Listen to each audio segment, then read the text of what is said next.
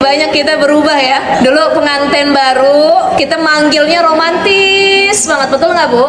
Jadi kalau panggilan suami istri dulu masih jadi pengantin baru, sayang, dikit-dikit yang aku nitip beli ini dong yang masakin aku ini dong itu masih sayang-sayangan. Kalau udah pengantin lama peang, udah nggak lagi sayang-sayangan. Tapi kadang-kadang yang lebih parah adalah manggil nama, betul nggak Bu? Oh, itu kalau lagi marahan, manggilnya nama.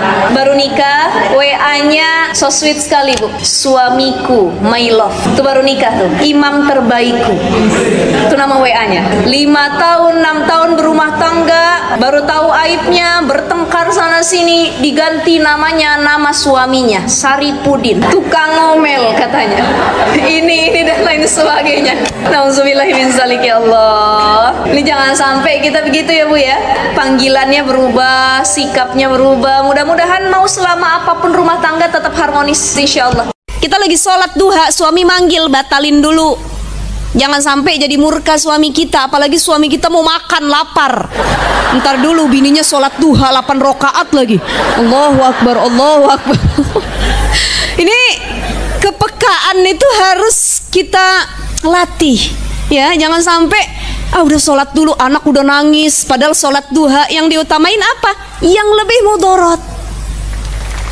Kewajiban kita dulu. Ada beberapa hal bagaimana cara kita sebagai orang tua kurang lebih bisa mendidik putra-putri kita agar dekat dengan Al-Quran. Yang pertama, orang tua harus jadi suri tauladan, harus jadi support system utama. Ya, sebaik-baik amal itu adua muhawa ingkola, biarpun sedikit tapi sering. Bapaknya habis zuhur baca Quran, habis asar baca Quran, habis maghrib dan isya baca Quran. Ini nyontohin sama anak. Maka baca Quran itu bukan sekedar kuantitas, melainkan kualitas dulu.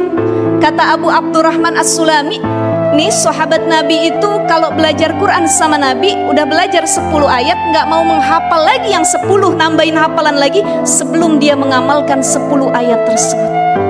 Masya Allah. Jadi yang pertama, yuk kita jadi toladan buat anak-anak kita. Yang kedua, ceritain sama anak kita, nak, Al-Quran itu banyak mukjizatnya, banyak keutamaannya. Di antaranya Allah mengatakan dalam Al-Quran, wa nunazzilu minal Qur'ani ma huwa syifa wa rahmah. Allah turunin Al-Quran sebagai penyembuh dengan kata syifa. Kenapa Allah nggak bilang dengan kata dawa? Sebab dawa itu maknanya obat, syifa maknanya penyembuh. Dan obat itu tidak semua menyembuhkan. Kalau kelebihan minum obat, ada yang overdosis. Ada obat-obatan terlarang, jadi nggak semua obat itu menyembuhkan. Tapi Allah pakai kata syifaun. Jadi siapa saja yang membaca Al-Quran hatinya tenang. Suami lagi berantem sama istri, baca Quran. Istri uang belanja kurang, baca Quran. Nambah apa kagak? Kita punya masalah lagi galau, ya Allah, masalah dunia dan lain sebagainya, kembalikan kepada Al-Quran. Terakhir, banyak berdoa kepada Allah.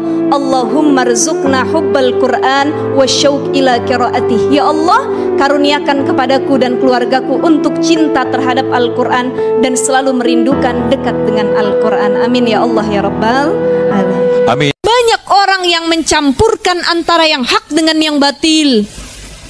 Malamnya dia zina, habis zina dia sholat subuh. Dibangunin kawan zinanya, sholat subuh dulu, udah azan katanya. Astagfirullahaladzim. Ya Allah ya Rahman. Ada sama-sama nyolong, yuk kita nyolong. Lagi nyolong azan, Allahu Akbar, Allahu Akbar. Kita sholat dulu dan ntar kita lanjut lagi. Ini yang disebut mencampur adukan yang hak dengan yang batil. Allah nggak suka. Makanya jangan kita berpikiran abis kita buat dosa, abis kita mengambil hak orang lain, dah saya mah ibadah aja diampuni sama Allah. Boleh ibadah dengan catatan menggunakan sumber yang halal, bukan dari menipu orang lain.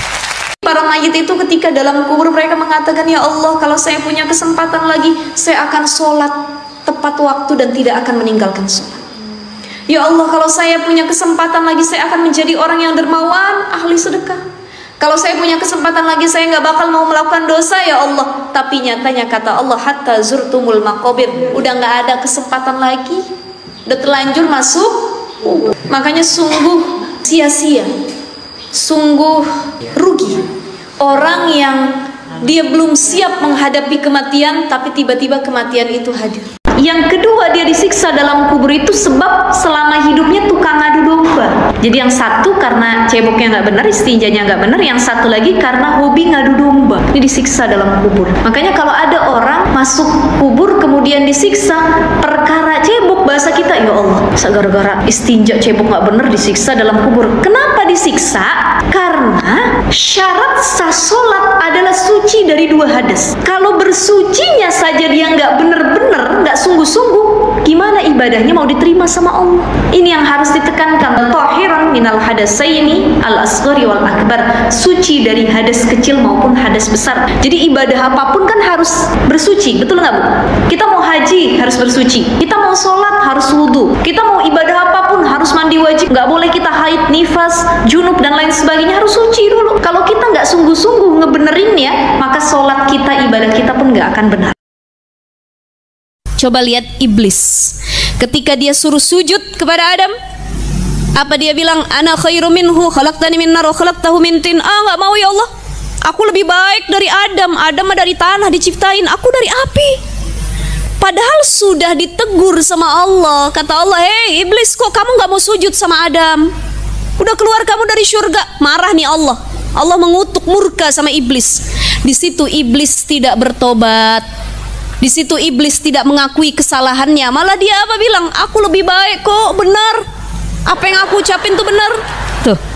Beda dengan Adam. Ketika Adam dengan Hawa dilempar ke bumi, diusir dari surga, apa yang dibaca oleh Nabi Adam? Rabbana dzalamna anfusana wa illam taghfir lana wa tarhamna lanakunanna minal khasirin. Apa hukumnya air mani, air mazi, dan air wazi? Bagaimana perbedaan ketiganya? Mari sama-sama kita lihat dulu perbedaan yang pertama. Secara pengertian ketiganya berbeda. Pertama, air mani.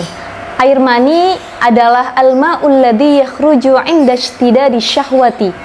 Adalah air yang keluar secara muncrat dan juga ketika syahwat sedang memuncak atau libido sedang klimaks. Berbeda dengan air mazi. Air mazi adalah huwal ma'ul ladzi yakhruju indal mula'abati awit tadzakkuri. Adalah air yang keluar ketika sedang bercumbu ataupun memikirkan hal-hal yang membangkitkan syahwat. Dan air mazi itu keluarnya tidak memuncrat seperti halnya air mani. Yang ketiga, air wazi. Air wazi adalah huwal ma'ul ladzi yakhruju fi isril bauli. Air yang keluar karena bekas sisa-sisa air kencing, ya, dan keluarnya juga tidak memuncrat sebagaimana keluarnya air mani. Itu perbedaan yang pertama. Perbedaan yang kedua, air mani secara bentuknya adalah putih kental seperti adonan kue.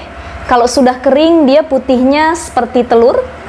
Kemudian kalau air mazi itu bentuknya bening, licin dan tidak kental. Sedangkan kalau air wazi itu bentuknya kental tapi agak keruh, ya. Itu secara zat perbedaan yang kedua. Perbedaan yang ketiga, orang yang mengeluarkan air mani otomatis dia akan merasa lelah dan kehilangan daya setelah mengeluarkannya.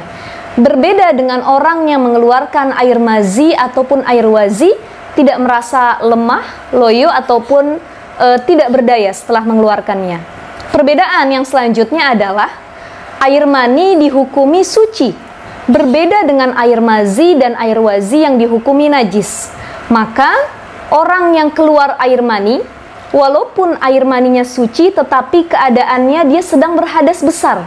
Jadi tetap untuk membersihkan hadas dalam dirinya, dia harus mandi wajib atau mandi besar yang sering kita kenal.